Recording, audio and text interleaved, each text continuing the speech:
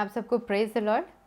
और आज की आराधना में आप सबका स्वागत है। आज के संडे सर्विस में आप सबका स्वागत है। और आज की आराधना में जाने के पहले हम एक छोटी प्रार्थना करेंगे। हालेलुया, धन्यवाद जीवित परमेश्वर, आपका धन्यवाद करते हैं प्रभु जी। आप महान परमेश्वर है, आप समर्थी परमेश्वर है प्रभु जी। और आप हमेशा हमारे साथ रहने वाले परमेश्वर है, हमेशा हमारे संग रहने वाले परमेश्वर है। आप हमें कभी नहीं छोड़ते और कभी नहीं त्यागते। हम आपका धन्यवाद करते हैं प्रभु जी कि आप जगत के अंत तक सदैव हमारे साथ हैं। हमारे जीवन में कैसी भी परिस्थितियाँ क्यों ना हो, हमेशा आप हमारे संग और साथ रहते हैं। हम आपका धन्यवाद करते हैं प्रभु। आज के संडे सर्विस को आपके हाथों में सौंपते प्रभु जी। जब हम आपकी आराधना करें प्रभु, हम आपकी उपस्थिति को चाहते हैं। जब वचन में से सुने प्रभु, हम आपकी उपस्थिति को चाहते हैं।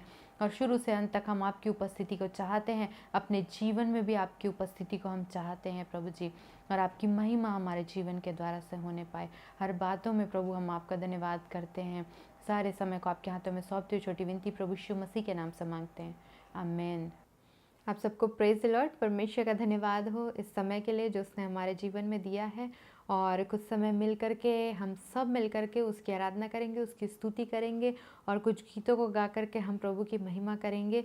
और एक गीत हम गाएंगे, celebrate celebrate the victory of the Lord. और सचमुच में हम उत्सव मना करके, आनंद को मना करके, आनंद के साथ इस गीत को गाएंगे, क्योंकि उसकी उपस्थिति में आनंद की भरपूरी है। तो हम आनंद के साथ इस गीत को गाएंगे और हम सब मिल करके उसकी स्तुति करेंगे।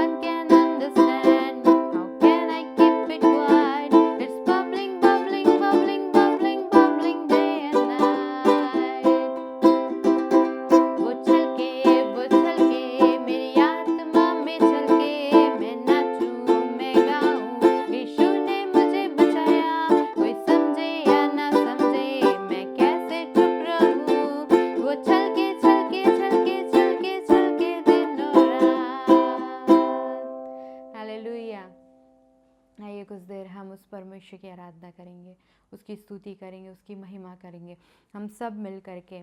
और जहाँ कहीं भी आप हैं, आप अपने उस जगह से परमेश्वर की स्तुति कर सकते हैं, उसकी आराधना कर सकते हैं।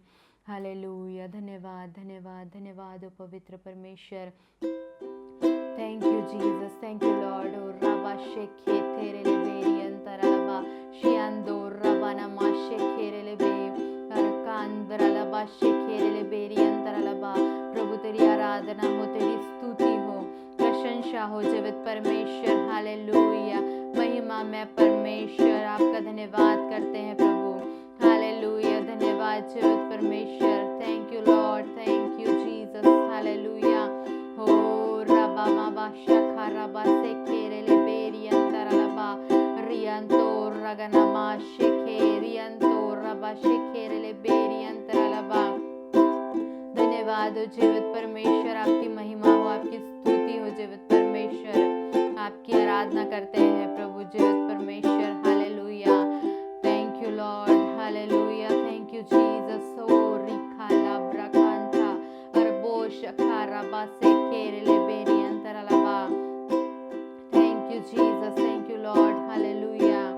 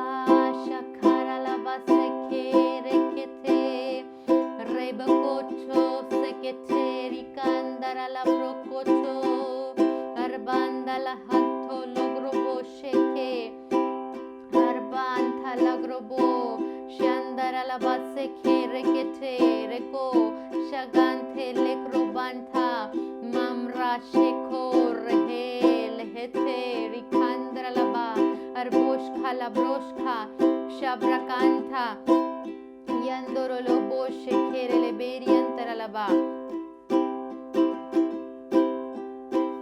Thank you Jesus, thank you Lord. धन्यवाद हो जीवित परमेश्वर, हालेलुया। धन्यवाद हो पवित्र परमेश्वर, आपकी महिमा करते हैं प्रभु, आपकी स्तुति करते हैं जीवित परमेश्वर। Thank you Lord, hallelujah. धन्यवाद धन्यवाद धन्यवाद। Thank you Jesus, hallelujah. धन्यवाद हो पवित्र परमेश्वर, धन्यवाद हो प्रभु, आपकी महिमा हो जीवित परमेश्वर।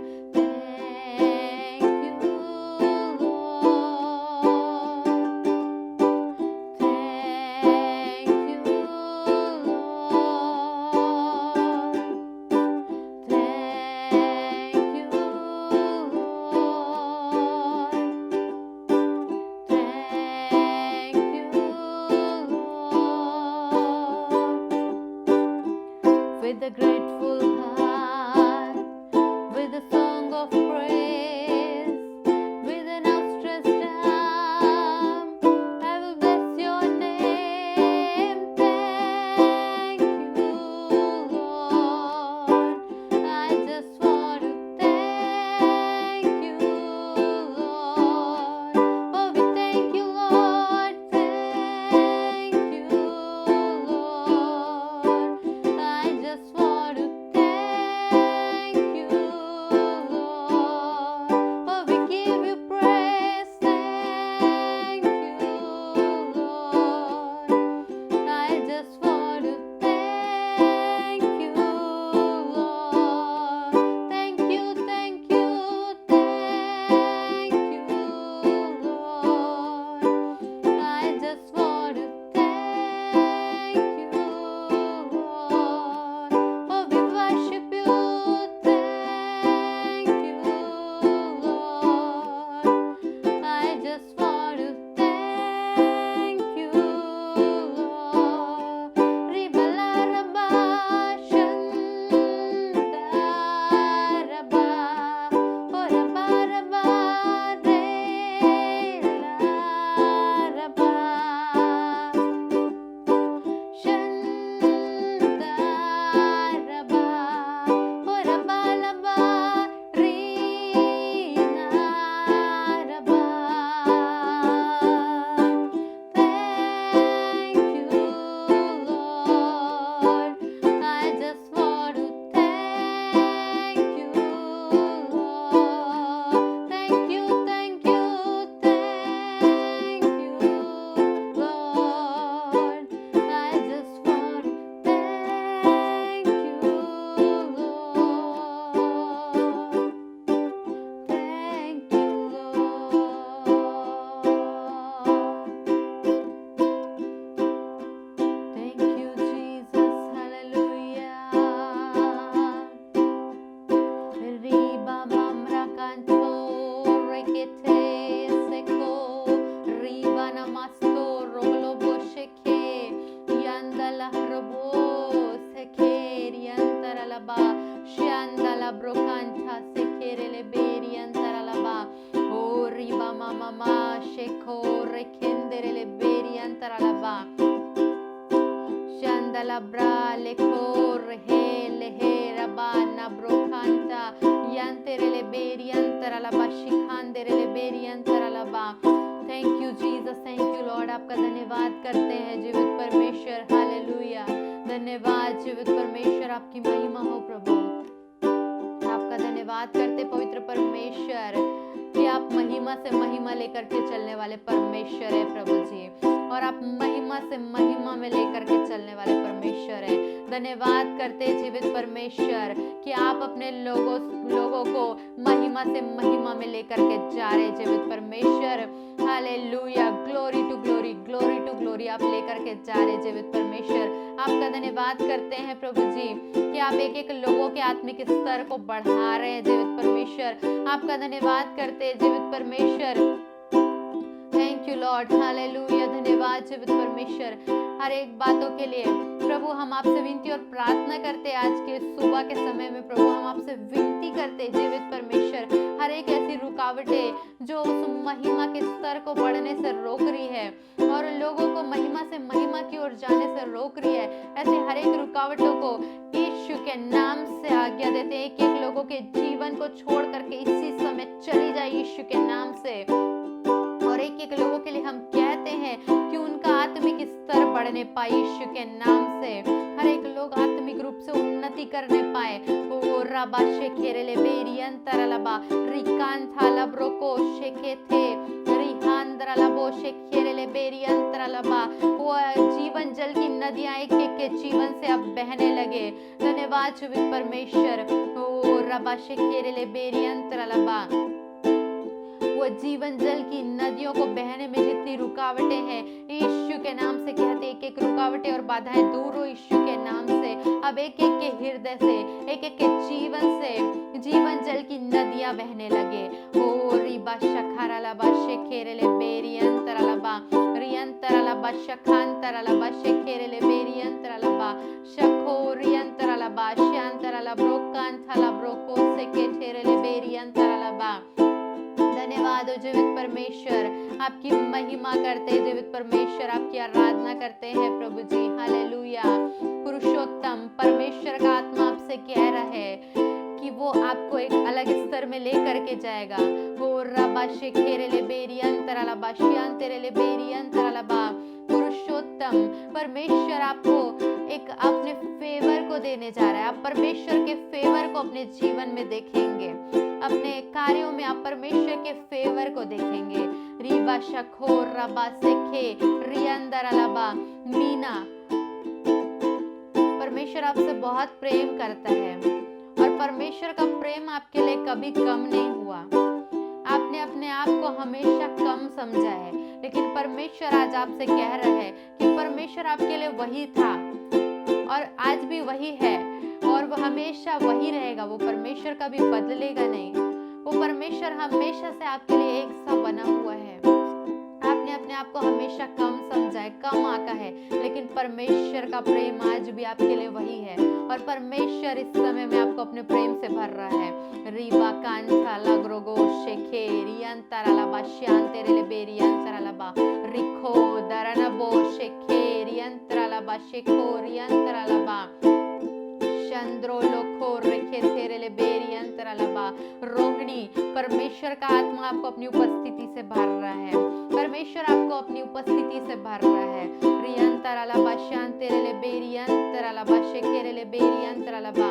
परमेश्वर आपको उन्नति दे रहा है, आत्मिक रूप से आप उन्नति करने जा रहे हैं। धन्यवाद हो जीवित परमेश्वर। हो रिबा कांथो रोबो शेखेरेले बे शांतेरेले बेरियंतरलबा रिहांदरलबा शेखेरेले बेरियंतरलबा शेखो रेखेथेरेले बेरियंतरलबा शेखेरेले बेरियंतरलबा। धन्यवाद जीवित परमेश्वर। प्रभु एक के लिए आपसे विनती और प्रार्थना करते हैं जीवित परमेश्वर।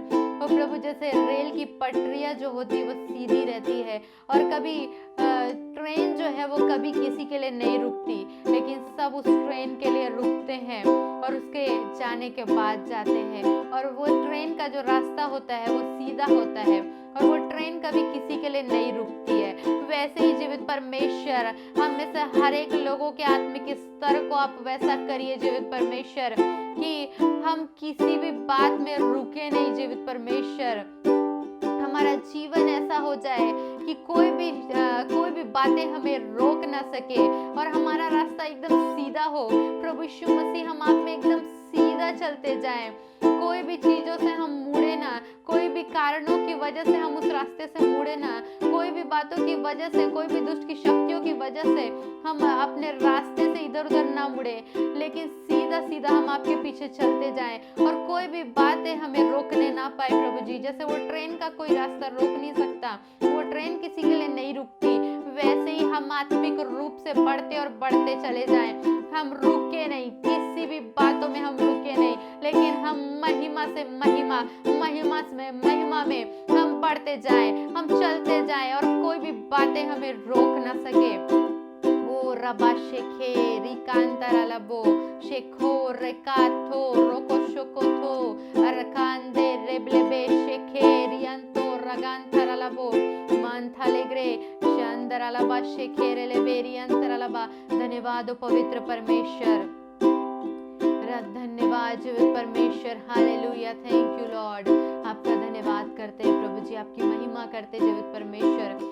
एक एक लोगों को आपके हाथों में सौंपते पवित्र परमेश्वर, जितने लोग देख रहे हैं प्रभु। धन्यवाद हो प्रभु।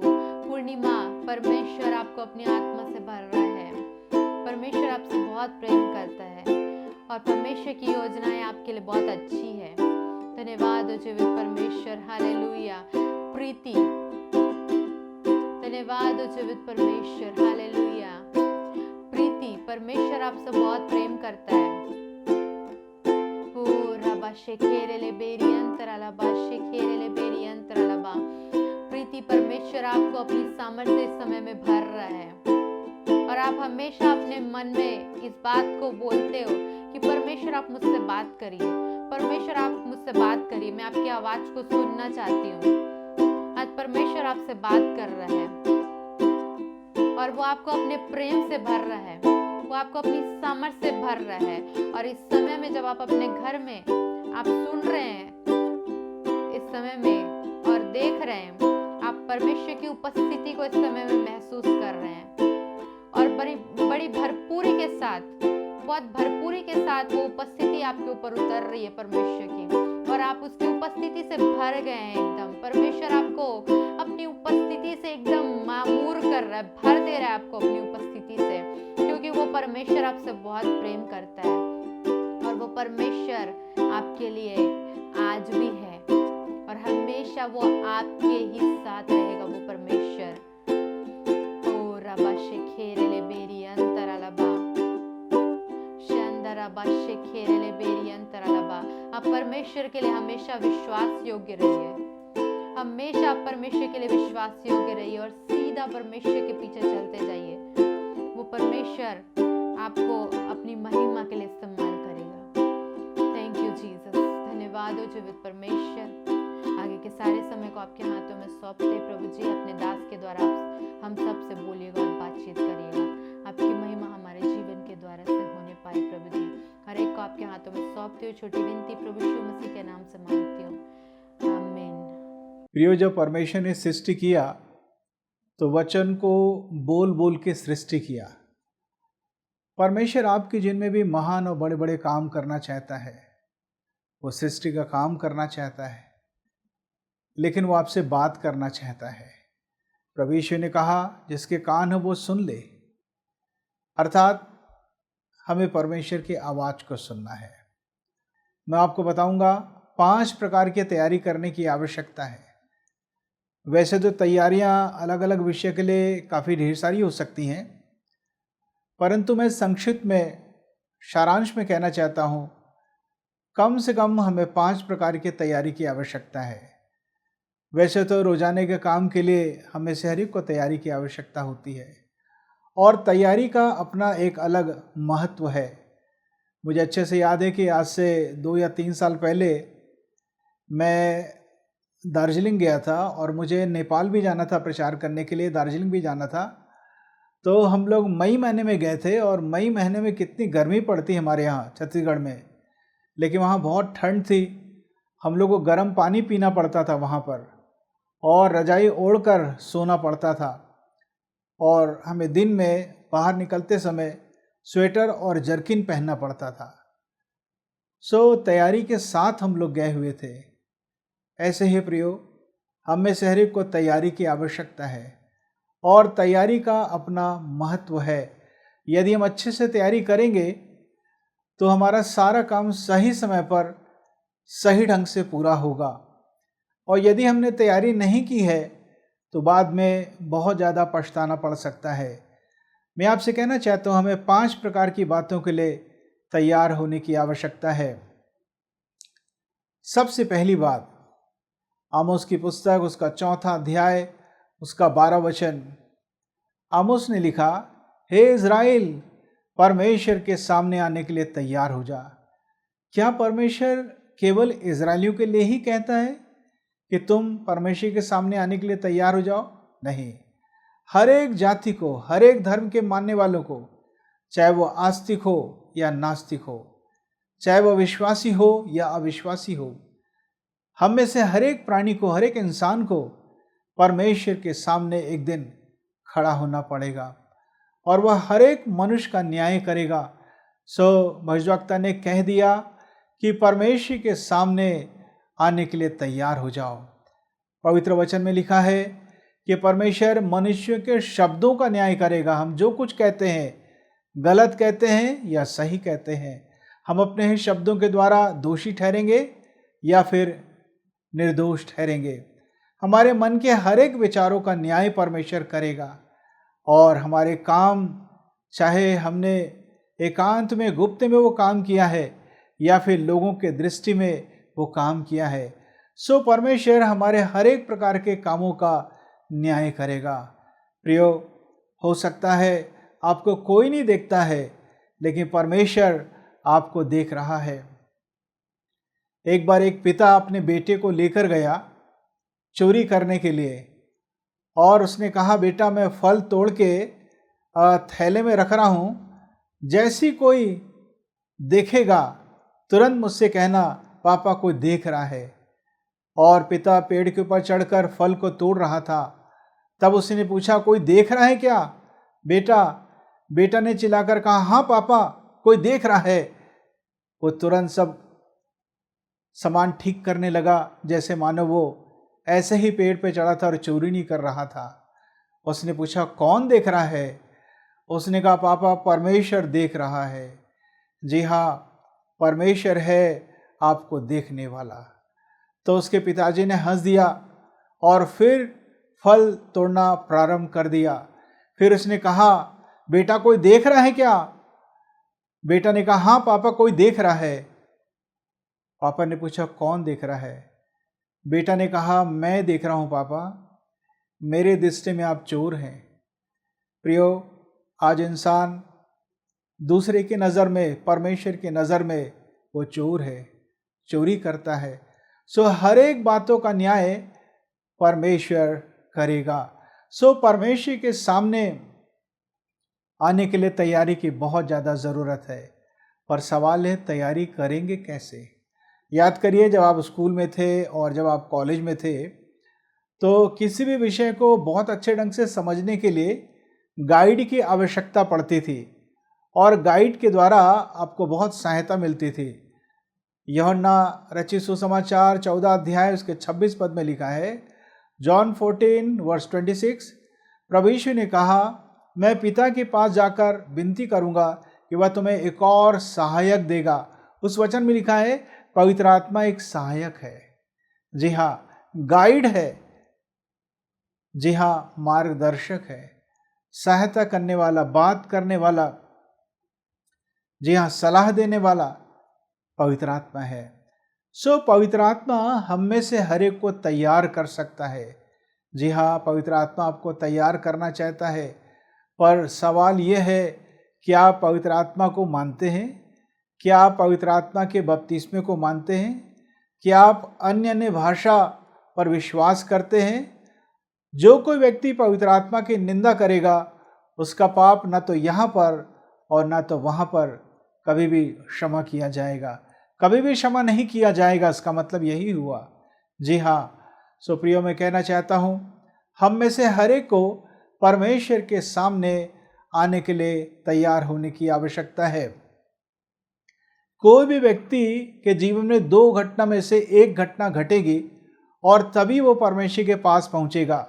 या तो उसकी मृत्यु होगी या उसके जीते जी प्रभु यीशु मसीह संसार में आ जाएंगे और उसे इस संसार से ले जाएंगे।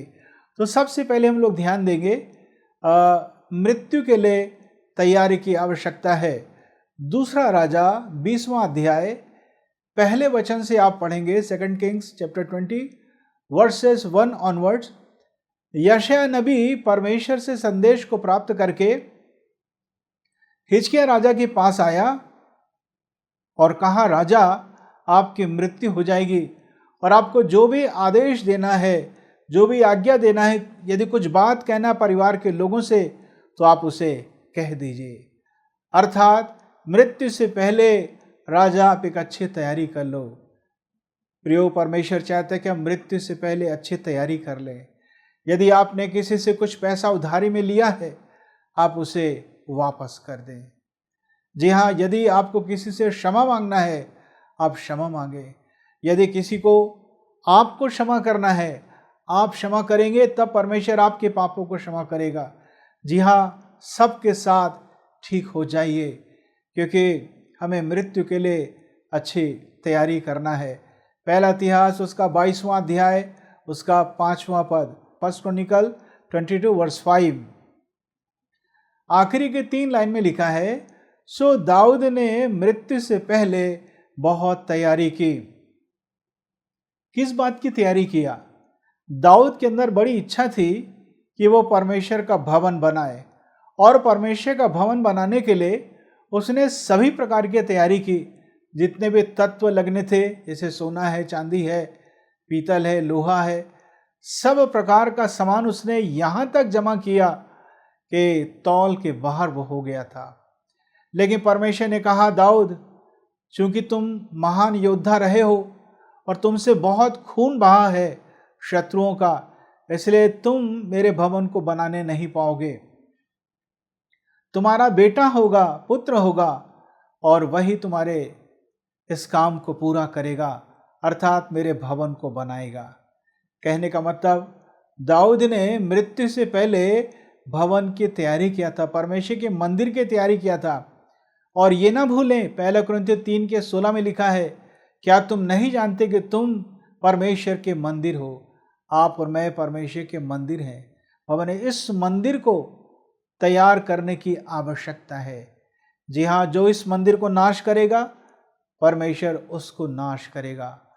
आपके पास कोई अधिकार नहीं कि आप कोई भी नशा या पाप करके अपने शरीर को बर्बाद करें। यह शरीर परमेश्वर ने दिया है और इस शरीर पर अधिकार परमेश्वर का है।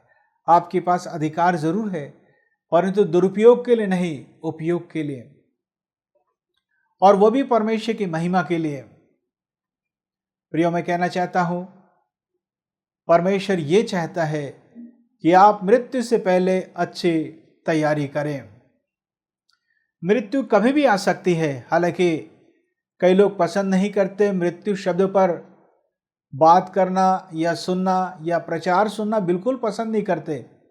परंतु आपको जान के बड़ा आश्चर्य होगा कि मृत्यु शब्द सबसे पहले परमेश्वर ने ही कहा था, और वो भी सबसे पहले नए जोड़े को कहा था, आदम और हवा को। जिस दिन तुम इस वर्जित फल को खाओगे, उसी दिन तुम्हारी मृत्यु हो जाएगी। जी हाँ, सो प्रियो, मैं कहना चाहता हूँ, मृत्यु से पहले तैयारी कीजिए। एक सबसे बड़ी बात, अपना संबंध परमेश्वर से ठीक करने की आवश्यकता है। क्या आपका संबंध परमेश्वर से ठीक है?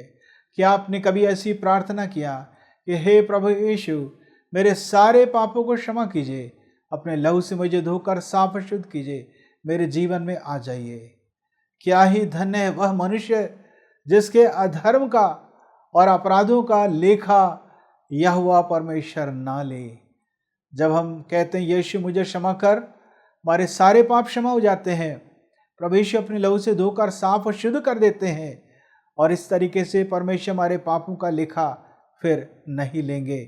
सो मैंने आपसे कहा, हम में से हर एक को परमेश्वर के सामने आने के लिए तैयार होना है, और परमेश्वर के सामने हम 2 में से 1 घटना के द्वारा पहुंच सकते हैं।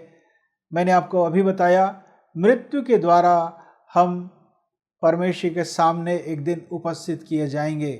हर इंसान खड़ा होगा और उसका न्याय होगा। बाइबल में लिखा है, मनुष्य का एक बार मरना और न्याय का होना नियुक्त है, अर्थात ऐसा होकर ही रहेगा। तीसरी बात, हम कैसे परमेश्वर के पास पहुंच सकते हैं? कौन सी घटना के द्वारा? वह है स्वर्गारोहण के द्वारा। जी हाँ, प्रभु यीशु मसीह ने कहा मत्ती रचित सुसमाचार 24 अध्याय के 44 वचन में, मैथ्यू 24 एंड वर्स 44, प्रभु यीशु मसीह ने कहा जिस घड़ी तुम सोचते भी नहीं उसी घड़ी मनुष्य का पुत्र अर्थात प्रभु यीशु मसीह इस संसार में आ जाएगा। पहला थिस्सलुनीकियों 4 अध्याय 13 वचन से आगे, फर्स्ट थिस्सलुनियंस चैप्टर 4 वर्सेस 13 ऑनवर्ड्स। पौलुस ने कहा एक समय आएगा कि प्रभु यीशु मसीह बादलों में आएंगे और जितने मसीह यीशु में मर चुके हैं वो सबसे पहले जीवित हो जाएंगे। तब हम जो जीवित बचे रहेंगे हवा में उठा लिए जाएंगे कि प्रभु के पास पहुंच जाएं। अर्थात स्वर्गारोहण के द्वारा, रैप्चर के द्वारा हम इस संसार से उठा लिए जाएंगे और इस तरीके से हमें परमेश्वर के सामने आने के लिए तैयार होना है। हालांकि विश्व की जो कलीसिया है उसके सिद्धांत अलग अलग हैं। कुछ लोग ऐसा सोचते हैं कि कलीसिया को क्लेश और महाक्लेश के समय से होकर गुजरना ही है, परंतु मेरा ऐसा विश्वास है और बहुत सारे लोग ऐसा विश्वास करते हैं कि इससे पहले कि मसीह विरोधी का राज्य प्रारंभ हो, क्लेश महाक्लेश का समय आए, उसके पहले ही कलीसिया उठा ली जाएगी। ऐसा मैं विश्वास करता हूँ और बहुत सारे लोग विश्वास करते हैं। मैं चाहता हूँ कि हम इसे कोई बहस या वाद विवाद का विषय न बनाएं। स्वर्गारोहण तो होगा, ये बात निर्धारित है क्योंकि परमेश्वर के वचन में लिखा है। हाँ, इस बात को मैं ज़रूर मानता हूँ कि कलीसिया को ढेर सारे क्लेश सहना पड़ेगा और सताव को सहना पड़ेगा। इस बात पर मैं विश्वास करता हूँ। इस बात को भी मैं अच्छे से जानता हूँ कि स्वर्गारोहण का समय भी बहुत नज़दीक आ रहा है। तो जब प्रभु यीशु मसीह आएंगे, हवा में बादलों पर रहेंगे, कौन इस संसार से उठा लिए जाएंगे? इफिसियों 1 अध्याय उसके 13 पद में लिखा है, जब हमने सत्य का सुसमाचार सुना और हमने जब विश्वास किया तो पवित्र आत्मा की छाप हमारे आत्मा में लग गई। वो छाप दिखाई नहीं देती है परंतु वो छाप लग गई है। पर वो सील या छाप क्यों लगी, वो मुहर क्यों लगी हमारे जीवन में? वहीं पर आगे लिखा है, वह मुहर या छाप जो है हमारे छुटकारे के लिए बयाना है, एडवांस पेमेंट है। जी हाँ, कौन सा छुटकारा? इस पाप की दुनिया से, पाप की उपस्थिति से और इस पृथ्वी से परमेश्वर हमारा छुटकारा कर देगा। उसका एडवांस पेमेंट जी हाँ बयाना मिल चुका है। पवित्र आत्मा की छाप जो आपके मेरे जीवन में लग गई है, यदि आपने उस सुसमाचार पर विश्वास किया और आज भी आप पवित्रता और आज्ञाकारिता का जीवन बिताते हैं। और प्रियो, मैं कहना चाहता हूँ कि प्रभु यीशु मसीह जब इस संसार में आएंगे, हम में से हर एक को उठाकर लेकर चले जाएंगे। हर एक का मतलब कौन? ईसाई नहीं।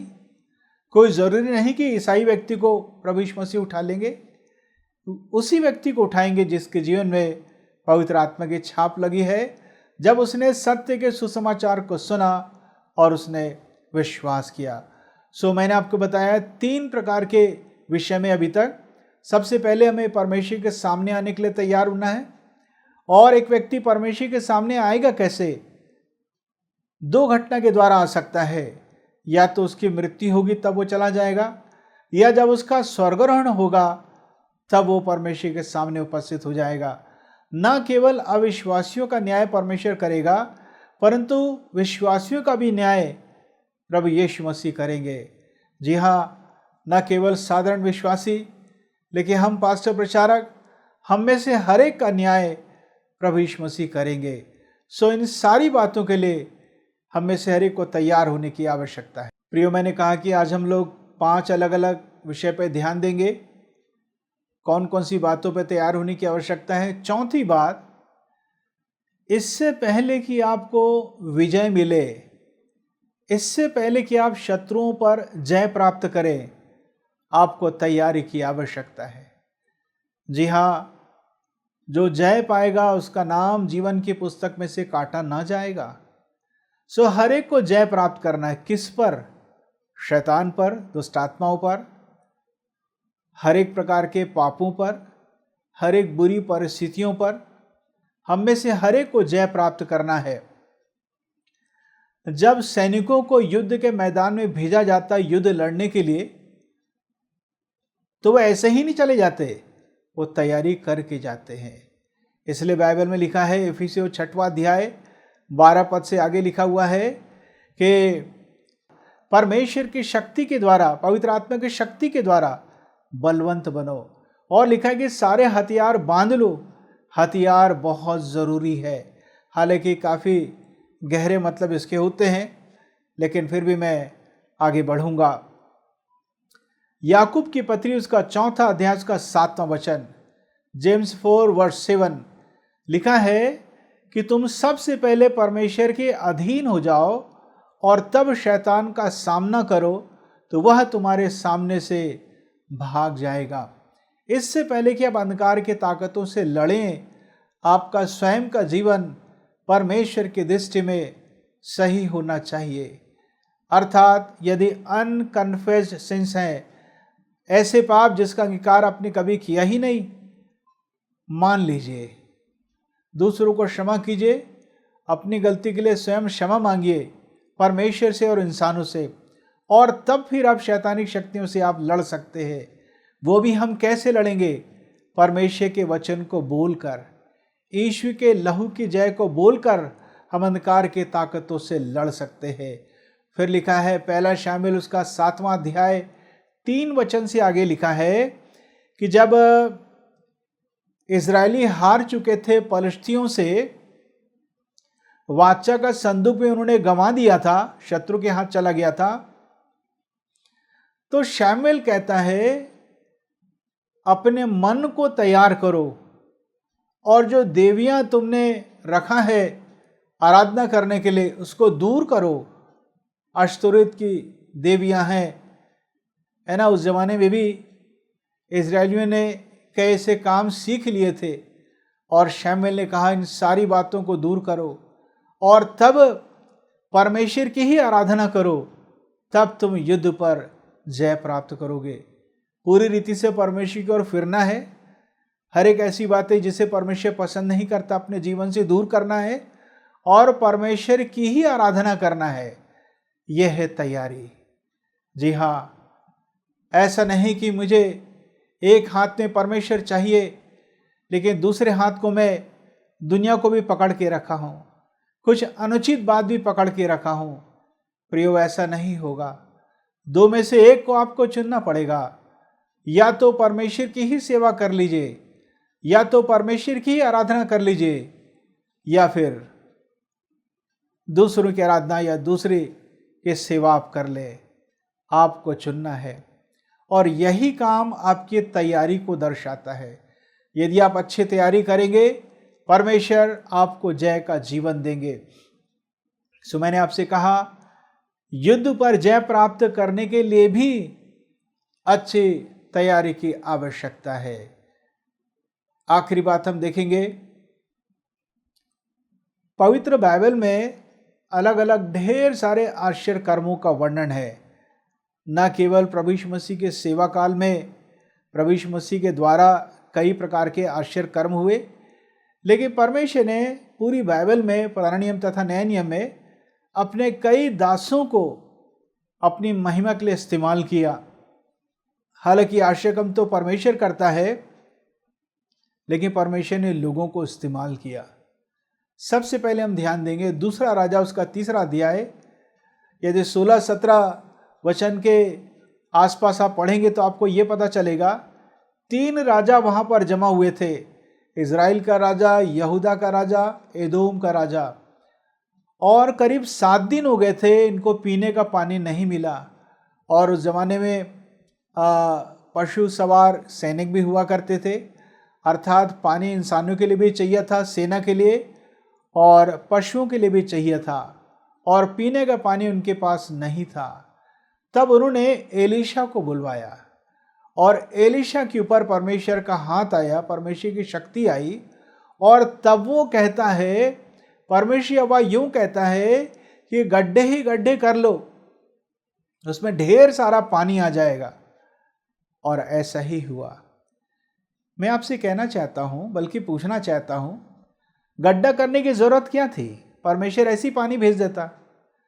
परमेश्वर ऐसा कर सकता था, परंतु कई बार परमेश्वर ने जब आश्चर्य कर्म किया तो परमेश्वर ने कहा कि तुमको तैयारी करने की आवश्यकता है। प्रियो, मैं आपसे कहना चाहता हूं, क्या आप आश्चर्य कर्म अपने जीवन में प्राप्त करना चाहते हैं? परमेश्वर की आवाज को सुने। परमेश्वर आपसे क्या कहता है? उन 3 राजाओं को और सैनिकों को एलीशा के द्वारा संदेश आया, गड्ढे ही गड्ढे खोद लो और देखना इतना पानी आ जाएगा। तो अर्थात जितने गड्ढे खोदे गए थे उसमें पानी जमा हो गया, और गंदा पानी नहीं दिया परमेश्वर, साफ पानी दिया, पीने योग्य पानी दिया, और वो लोग पी लिए। यूहन्ना रचित सुसमाचार उसको 2 अध्याय पहले वचन से आगे लिखा हुआ है, गलील के काना में प्रभु यीशु अपने चेलों के साथ आमंत्रित थे। प्रभु यीशु मसीह की माता मरियम भी वहां गई हुई थी, और जब मरियम ने ध्यान दिया कि अंगूर का रस अब खत्म हो गया है, तो मरियम प्रभु यीशु मसीह के पास जाकर कहती है कि उनके पास दाख रस नहीं रहा, और वो सेवकों के पास जाकर कहती है कि जो कुछ प्रभु यीशु मसीह आदेश देंगे वैसा ही करना। इससे पहले कि गलील के काना में आश्चर्य कर्म हुआ, सबसे पहली बात प्रार्थना की गई। ये एक अच्छी तैयारी है। दूसरी बात, प्रभु यीशु मसीह ने आदेश दिया कि उन घड़ों को पानी से पूरी रीति से भर दो। देखिए, परमेश्वर तो ऐसे भी आश्चर्य कर्म कर सकता था, लेकिन परमेश्वर चाहता है कि हम तैयारी करना सीखें। जी हाँ प्रियो, मैं कहना चाहता हूँ, जो कुछ परमेश्वर कहता है आप एक अच्छी तैयारी करें। सो उन्होंने क्या किया? घड़ों को, 6 घड़ों को जो उनके पास थे, पानी से ऊपर तक भर दिया। अर्थात अब कुछ मिला नहीं सकते, अब जो काम करना है परमेश्वर ही करेगा। तो प्रियो, मैं कहना चाहता हूँ, एक अच्छी तैयारी होना चाहिए, और जहाँ जहाँ लोगों ने तैयारी किया परमेश्वर ने वैसा ही आश्चर्य कर्म किया। एक और घटना है जहाँ पर इससे पहले कि आश्चर्य कर्म हुआ, वहाँ पर तैयारी की आवश्यकता पड़ी। 2 राजा 4 अध्याय 1 वचन से आगे, 2 किंग्स चैप्टर 4 वर्सेस 1 ऑनवर्ड, 3-4 पद भी विशेष रूप से आप ध्यान देकर पढ़ सकते हैं। एलीशा के समय एक स्त्री विधवा हो गई, उसका पति भजकता का चेला था, और मृत्यु के पश्चात घर में यह स्थिति हो गई कि कुछ भी नहीं था, और जिनसे ऐसा लगता है कि कर्ज लिए थे, वो कर्ज देने वाला आया था कि इसके दोनों लड़कों को लेकर चला जाए। ये स्त्री बहुत संकट में पड़ी, एलीशा के पास आकर कहती है कि प्रभु के दास, मुझ पर दया कर। और वो पूछता कि तुम्हारे पास क्या है? वो कहती थोड़ा सा तेल है। तब वो बताता है कि तुम्हें क्या करना चाहिए। वो कहता है कि अपने पड़ोस में जितने भी लोग रहते हैं, सबसे खाली बर्तन मांग कर ले आना, उसके बाद दरवाज़ा बंद करना, और जो थोड़ा सा तेल तुम्हारे पास है उस तेल को खाली बर्तनों में उंडेलना शुरू करना। और उसने वैसा ही किया। उसे तैयारी की आवश्यकता पड़ी। मान लीजिए वो 100 बर्तन लाई तो 100 बर्तन ही भरे, पर मान लीजिए उसने 200 बर्तन लाया होगा तो 200 बर्तन ही भरे होंगे। मैं आपसे कहना चाहता हूं, जिस विषय के लिए आप प्रार्थना कर रहे हैं, क्या आपने उसके लिए तैयारी की? यदि आपको कार चाहिए, आप कार कहाँ रखेंगे? उसके लिए जगह सोचिए, कहाँ बनाएंगे। और गाड़ी चलाना सीखिए, ड्राइविंग लाइसेंस बनवाइए। क्या आपको घर चाहिए? अभी से परमेश्वर के सामने स्पष्ट प्रार्थना कीजिए कि कौन से मोहल्ले में, कौन से कॉलोनी में आपको घर चाहिए। सारी बातें स्पष्ट रूप से प्रभु के सामने रखिए। ये आपकी तैयारी को दर्शाता है। सो मैंने आपसे कहा, बगैर तैयारी के यदि कोई काम हम करते हैं तो वो सिद्ध तरीके से नहीं हो पाता, समय पर वो काम परिपूर्ण नहीं हो पाता, और हम बाद में पछताते हैं, क्योंकि वैसा परिणाम नहीं निकल पाता। लेकिन प्रियो, 5 प्रकार की ऐसी बातें हैं जिसके लिए हम में से हर एक को तैयारी करने की आवश्यकता है। सबसे पहली बात, परमेश्वर के सामने आने के लिए तैयार होना है, मृत्यु के लिए तैयार होना है, स्वर्गारोहण के लिए तैयार होना है, और इस संसार में हर एक पाप और दुष्ट आत्माओं पर जय प्राप्त करने के लिए हमें तैयारी की आवश्यकता है। और यह तैयारी तुरंत तुरंत हो जाती है। मैंने आपसे कहा, जैसा पवित्र आत्मा आपकी अगुवाई करता है, परमेश्वर के वचन को पढ़ें और जानें कि आपको कैसे तैयारी करना है। और आखिरी बात मैंने बताया, यदि आप चाहते हैं कि परमेश्वर का आश्रय कम आपके जीवन में हो, तो परमेश्वर की आवाज़ को सुने, उसके अनुसार तैयारी करें, और निश्चित ही आपके जीवन में आश्रय कम होगा। इन वचनों के द्वारा परमेश्वर आपको बड़ी आशीष दे। आज के संदेश के अनुसार आइए हम इन वचनों का अंगीकार करें। कहें, मेरे पीछे पीछे बोलेंगे, हे परमेश्वर, मुझ पर दया कर कि मैं आपके सामने आने के लिए तैयार हो जाऊं, स्वर्गारोहण के लिए या फिर मृत्यु के लिए। हे परमेश्वर, मुझ पर दया कर कि आश्चर्य कर्म को अपने जीवन में प्राप्त करने के लिए मैं तैयार हो जाऊं, आपकी आवाज़ को सुनूं, और जैसा मुझे आप आदेश देते हैं मैं वैसे ही तैयारी करूं। परमेश्वर आप सबों को बड़ी आशीष दे। आइए हम प्रार्थना करें। हे पिता परमेश्वर, मैं आपको धन्यवाद देता हूं। हम सब आपको धन्यवाद देते हैं क्योंकि आप हमसे बातचीत करने वाले, हमारे जीवन की हर एक परिस्थितियों को बड़ी बारीकी से समझने वाले परमेश्वर हैं।